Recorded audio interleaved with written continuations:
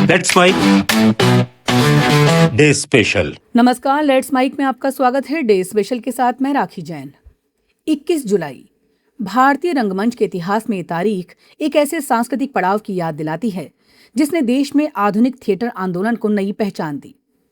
वर्ष 1883 में आज ही के दिन कोलकाता में स्टार थिएटर का उद्घाटन हुआ था। इसी मंच पर पहली बार प्रसिद्ध नाटक दक्ष यज्ञ का प्रदर्शन हुआ और इसके साथ भारतीय सार्वजनिक रंगमंच के एक नए युग की शुरुआत हुई।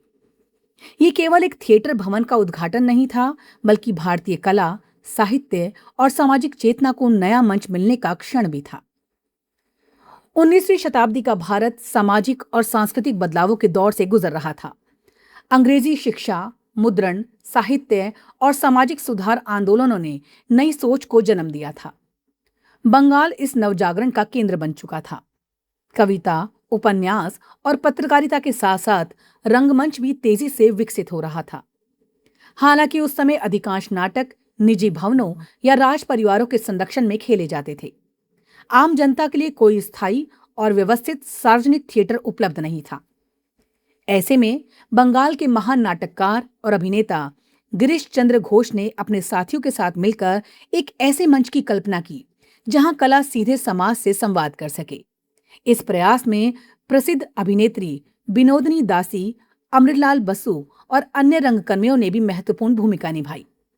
आर्थिक सहयोग व्यवसायी गुरुमुख राय ने दिया और लंबे प्रयासों के बाद 21 जुलाई 1883 को स्टार थिएटर का उद्घाटन हुआ। उद्घाटन के अवसर पर गिरीश चंद्र घोष द्वारा लिखित और अभिनीत नाटक दक्ष यज्ञ का मंचन किया गया। पौराणिक कथा पर आधारित इस नाटक में अभिनय, संगीत, संवाद और मंच सज्जा का ऐसा संगम देखने को मिला जिसने दर्शकों को मंत्रमुग्ध कर दिया। उस दौर में थिएटर केवल मनोरंजन का साधन नहीं था, बल्कि सामाजिक संदेश और सांस्कृतिक जागरण का प्रभावी माध्यम भी बन चुका था। स्टार थिएटर के नाम से भी एक रोचक कहानी जुड़ी है। कहा जाता है कि शुरुआत में इस थिएटर का नाम अभिनेत्री विनोदिनी दासी के सम्मान में रखने का विचार था, लेकिन उस समय समाज में महिला कलाकारों को सम्मानजनक दृष्टि से नहीं देखा जाता था। रंगमंच पर अभिनय करने वाली महिलाओं को सामाजिक पूर्वाग्रहों का सामना करना पड़ता था। इसी कारण विवाद से बचने के लिए थिएटर का नाम स्टार थिएटर रखा गया। ये निर्णय उस दौर के सामाजिक दृष्टिकोण और महिलाओं के संघर्ष की भी कहानी कहता है। स्टार थिएटर बहुत जल्दी बंगाल की सांस्कृतिक राजधानी बन गया। यहाँ लगातार नए नए नाटकों का मंचन होने लगा। 1883 से 1887 के बीच लगभग 20 महत्वपूर्ण नाटक प्रस्तुत किए गए। गिरीश चंद्र घोष ने पौराणिक, ऐतिहासिक और सामाजिक विषयों पर अनेक सफल नाटक लिखे और निर्देशित किए। उनके नाटकों ने भारतीय रंगमंच को पेशेवर स्वरूप देने में महत्वपूर्ण भूमिका निभाई। 1888 में थिएटर को कोलकाता की वर्तमान विधान सारणी स्थित नई इमारत में स्थानांतरित किया गया। इसके बाद स्टार थिएटर ने भारतीय सांस्कृतिक इतिहास में कई स्वर्णिम अध्याय लिखे। यहाँ अनेक प्रसिद्ध कलाकारों ने अभिनय किया। समय के साथ ये मंच बंगाली रंगमंच की सबसे प्रतिष्ठित संस्था बन गया। आगे चलकर अमृतलाल मित्र, शिशिर कुमार भादुड़ी, उत्तम कुमार, सौमित्र चटर्जी, गीता डे और कई अन्य दिग्गज कलाकारों ने इसी मंच से अपनी कला का प्रदर्शन किया। स्टार थिएटर केवल नाटकों तक सीमित नहीं रहा, ये राष्ट्रीय जागरण का भी महत्वपूर्ण केंद्र बना।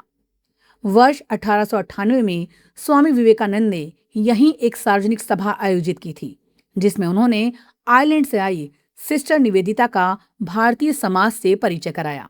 कहा जाता है कि इस ऐतिहासिक अवसर पर रविंद्रनाथ टैगोर सहित अन्य प्रतिष्ठित व्यक्तित्व भी उपस्थित थे।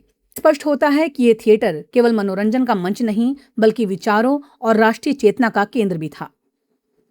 जब भारत में सिनेमा का दौर शुरू हुआ, तब भी स्टार थिएटर ने समय के साथ खुद को बदला। शुरुआती फिल्मों के प्रदर्शन के लिए भी इसी मंच का उपयोग किया गया। भारतीय फिल्म इतिहास के अग्रदूतों में शामिल हीरालाल सेन की प्रारंभिक फिल्मों का प्रदर्शन भी यहीं हुआ। इस तरह स्टार थिएटर ने रंगमंच और सिनेमा दोनों कलाओं के विकास में योगदान दिया। 21 जुलाई इसलिए केवल एक थिएटर की वर्षगांठ नहीं, बल्कि भारतीय रंगमंच की उस ऐतिहासिक यात्रा का उत्सव है जिसने कला को जनमानने तक पहुंचाया। स्टार थिएटर की विरासत आज भी ये संदेश देती है कि बदलते समय के बावजूद संस्कृति और सृजन की रोशनी कभी मंद नहीं पड़ती। नमस्कार।